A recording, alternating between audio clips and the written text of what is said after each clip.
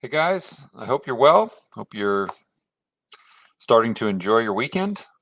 I just got off the phone or a Zoom call with my good friend Chris McIntosh.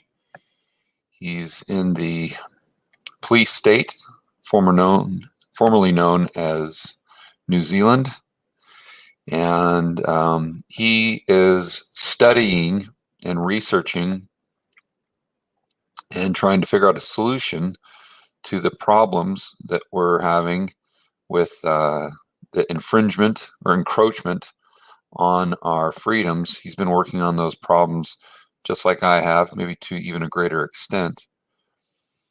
And so I wanted to go over some ideas that we're kind of bouncing off one another.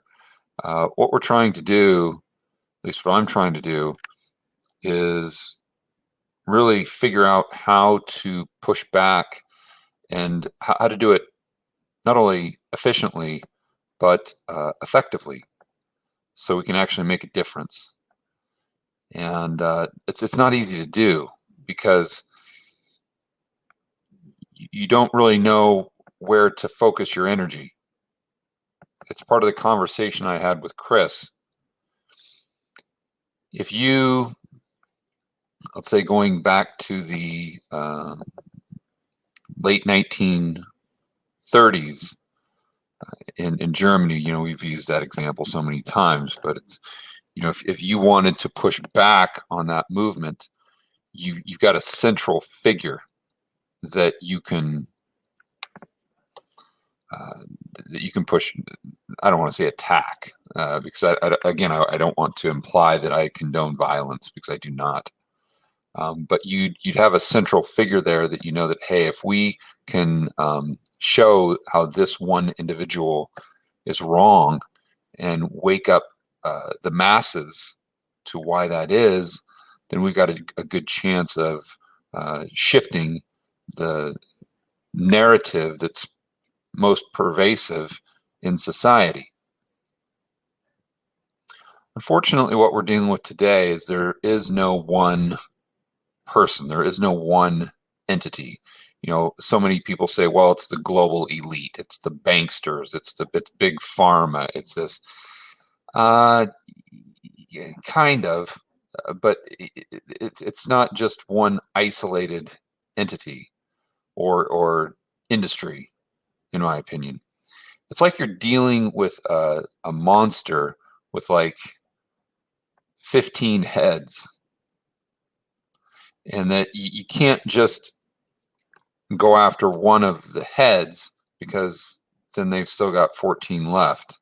It's weird because you're dealing with entities who are all about central planning, but to a certain degree they're decentralized enough to where it's very like I said, it's very difficult to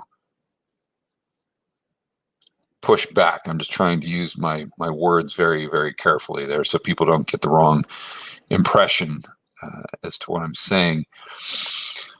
So Chris McIntosh and I are really trying to think this through.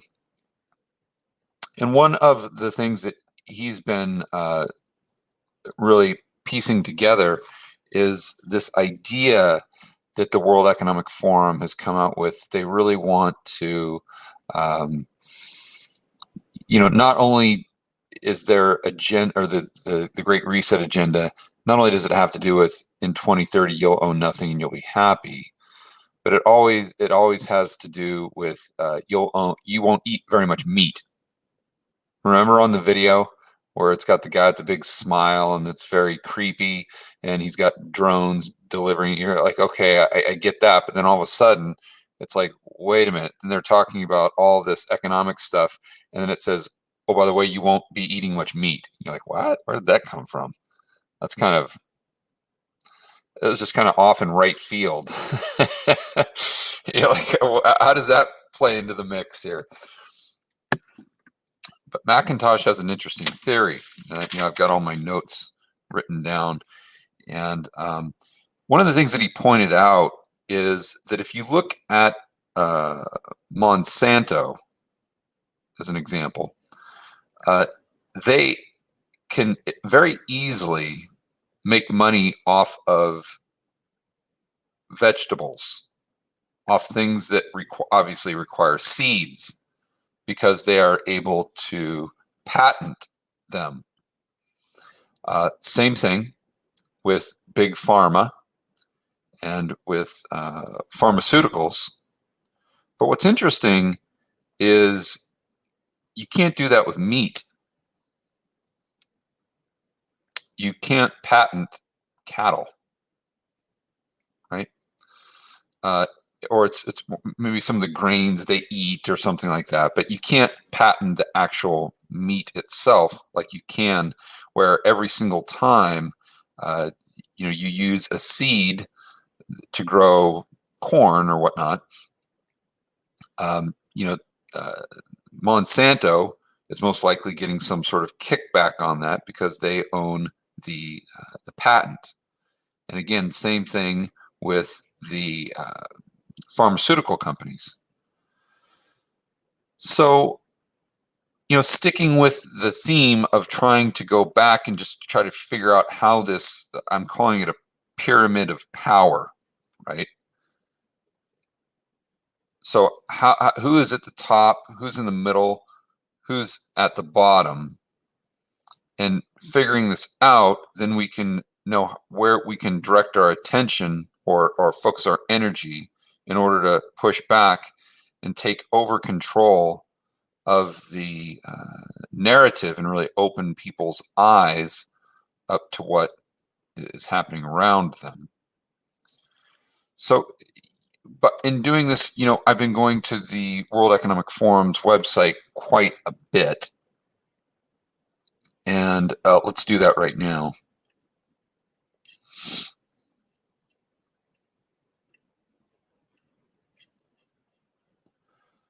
And so we'll start here. Actually, this is, so this is where I really started to dive into their take on quote unquote innovation in health and agriculture and why we need to think bigger. You can, I don't have to tell you which direction they go there, but let's see here. Let me do a search. Actually, I'm going to keep that up because I want to research that in a bit. So let's just do corporate partners. So what I did is I earlier, I looked at their corporate partners. Of course, we've got the Bill and Melinda Gates Foundation. We've got all the pharmaceutical companies. We have all the woke tech companies: Google, Facebook, Apple, Microsoft. They're all partners, corporate partners of the World Economic Forum. And this isn't a conspiracy theory here. It's right here on their website. It says the World Economic Forum partners are leading global companies developing solutions to the world's greatest challenges. They are the driving force behind the forum's programs. I don't know how they could say it any more clearly or literally than that. They're the driving force behind the forum's programs.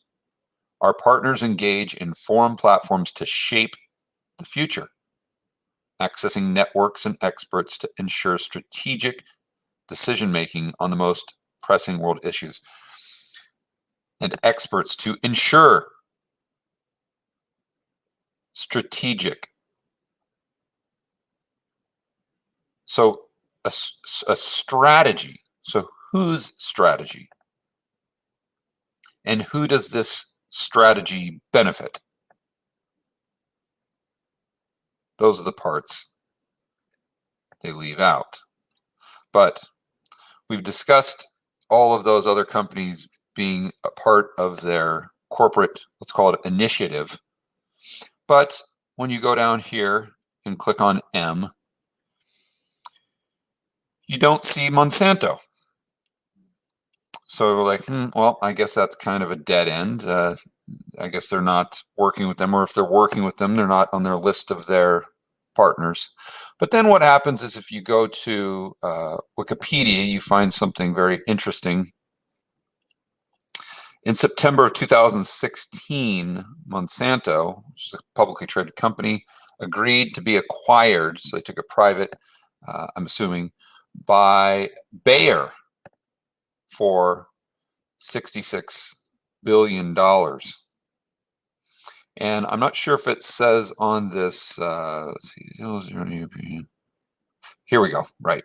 The sale closed June 7th, 2018. Bayer announced its intent to discontinue the name Monsanto. Wonder why they'd want to do that. Rhetorical question. With the combined company operating solely under the Bayer brand. I'll correct me if I'm wrong, but Bayer is a pharmaceutical company and now owns Monsanto, which has the patents on all the production, not all, most of the production of the vegetables and foods that we have in, at least here in North America. Okay, so we understand that. Well, let's go back to the partners, quote unquote, and let's look up Bayer.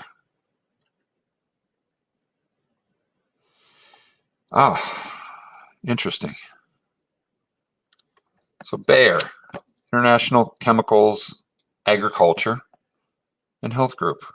Yes, they are a partner of the World Economic Forum, headquartered in Germany.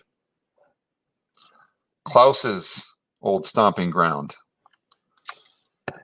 Also, I'd like to point out that, and this is going down the rabbit hole quite a bit, I'm not saying they're doing this, but I think it's factual to say that if a population is less healthy, let's say they are far more obese, they will need more pharmaceutical drugs to live, whether it's a cholesterol or whether it's a cerveza sickness vaccine or whether it's ibuprofen, whatever it is, they're going to need to be on more drugs to be alive, diabetes and all these things, than someone that was healthy and didn't weigh 400 pounds. So you see that it's kind of a circle. If we can come to the conclusion that GMO foods make people less healthy, and I'm not saying they do, I'm just saying if they do, then we can safely conclude that that is going to be financially beneficial to the pharmaceutical companies themselves. So then that goes back to the World Economic Forum, and it comes full circle. If they have quite an influence on these corporations, and then the corporations themselves have quite an influence on the politicians, and then with the corporations and the politicians and the educational system being in bed with media, and then social media being, let's say, influenced, at least the people who are running social media, being influenced by the educational system, by the media, and by the World Economic Forum, you can see how all of these things interact, right?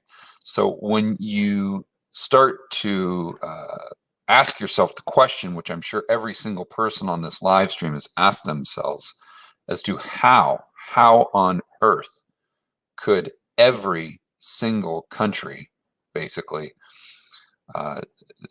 move forward with just these draconian measures and restricting people's freedoms to the extent that we've never seen before in human history. How can all these world leaders do this? And it's how can how can let's just exclude China for a moment, or India, let's just call it 4 billion people.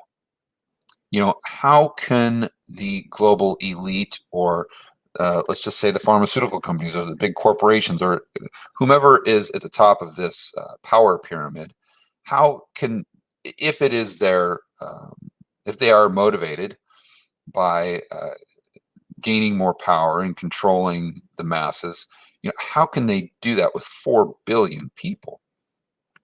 And if you think about it, all they'd have to do is control, let's call it 200 politicians. All they'd have to do is control them and then have a great deal of influence over just a handful of corporations. And that would give them, or whomever, again, is at the top of this pyramid, that would give them the ability to execute the game plan that we've seen in 2020 and 2021. And for those who might be new to my videos and saying, oh, this is a crazy conspiracy theory, this is nonsense, the reason why all of these governments worked together is because we were fighting the dangers of the cerveza sickness, and all these governments understood that there was a huge risk there and they took appropriate action. I would challenge those people to peel back the layers of the onion, do some more research, do some more thinking, do some more critical thinking, and just ask yourself why they're omitting, or why they're not talking about obesity, let's say, as having such a massive influence on someone's ability to get through the cerveza sickness relatively unscathed, at least, not going to the hospital. Why are they not talking about other things like just getting decent amount of exercise, being outside, getting vitamin D, being in a good frame of mind? These are things that you can do just as easily as getting a jab. Now you may say, well, they might not be as effective. Okay, but why are we not talking about those things in addition to the other things? Why are we not having a conversation about natural immunity? Why? And people say, oh, well, it's not as good as if studies have shown if you have natural immunity and you get the vax, and that's even better. Okay, fine. Great. That's one conversation, but let's have another conversation comparing them directly, where it's not people who have the jab and who have had the cerveza sickness, but just people who have had the cerveza sickness and have not had the jab, and compare those to people who have just had the jab. But let's do that, because what we're being told by the media in the Western world especially is that we have this insatiable push for the jab, while completely ignoring and silencing any discussion whatsoever about how that compares to natural immunity. If this was truly about hospital capacity or health, we would be having a discussion on how both of those work, just like we had that discussion back in the early 1900s with smallpox. Yes, they had, in order to cross the border in some places, you had to have been vaccinated, or you had to show that you had already had smallpox. Why? Why aren't we doing that now? And all of these studies are coming out now that's showing that natural immunity in ways is superior to, let's say, man-made immunity, and it could last longer. It's definitely lasting longer than the Pfizer vaccine, that's for sure, where you're going to have booster shot after booster shot after booster after booster after booster. We did videos on that, how the Biden administration just basically admitted that they were lying to everyone just to get them to do something that they thought they're too stupid to do on their own. So I don't know that I have any definitive answers for you, but I just wanted to, no pun intended, plant some seeds and just kind of go over what I'm thinking about with some people who have really taken the time to study this thoroughly and are trying to the best of their ability to put the pieces of the puzzle together, understand it better, understand the power pyramid, understand the incentive structure, understand the motivations, so we can then push back and we can start to make a difference and hopefully get back on the right path, the path back towards freedom. You know, over the past 3 or 4 weeks, I've gone back and read just pieces of The Art of War, right? Sun Tzu, The Art of War. And I'm sure I'm going to butcher the quote, but there's, you know, I might have it here on my phone. I think I might have taken a picture of it. And I think this is something that we should all really be cognizant of, because I think there's a lot of truth in this that is very valuable right now as we try to figure out kind of a game plan in order to take back our freedom and our liberty. Here it is. And again, I want to be very clear. I do not condone violence. When I talk about you know, fighting for freedom, as an example, I'm not talking about literally going out and beating people up.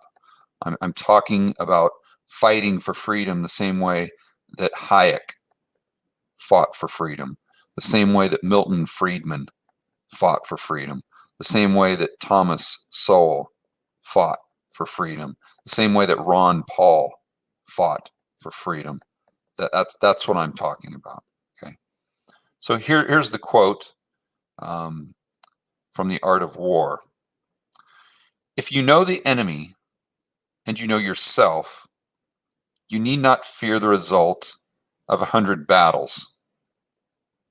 If you know yourself, but not the enemy, for every victory gained, you will also suffer a defeat. If you know neither the enemy nor yourself, you will succumb in every battle. So the takeaway there is, if we want to win this war, again, figuratively speaking, for freedom, we need to know ourselves, but we need to know the enemy.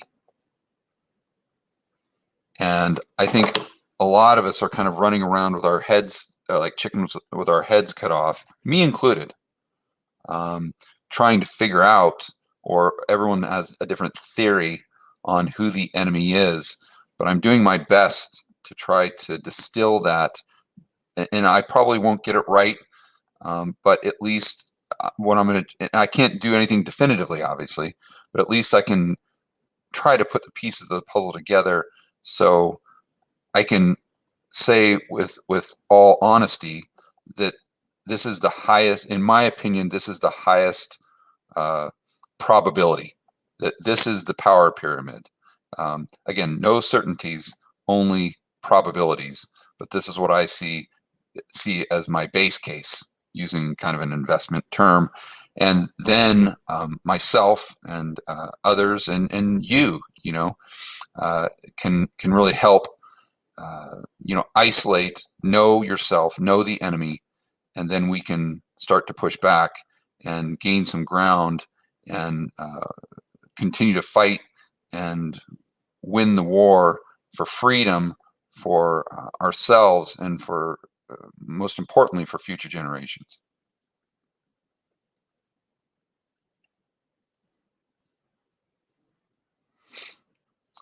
All right, guys, I'm gonna let you go and probably go hiking and try to get my mind off of things and get some rest so I can come back next week strong.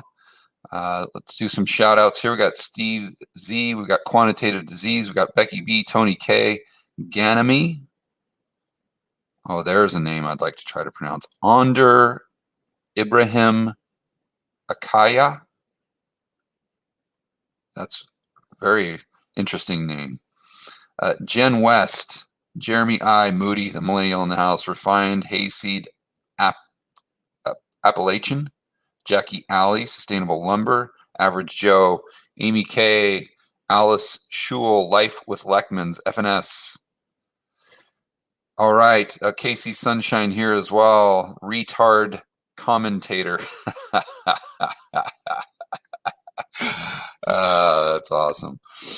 All right, guys, enjoy your weekend. Check out the George Gammon channel here in about 45 minutes for my interview with the brilliant Caitlin Long. We'll see you on the next video.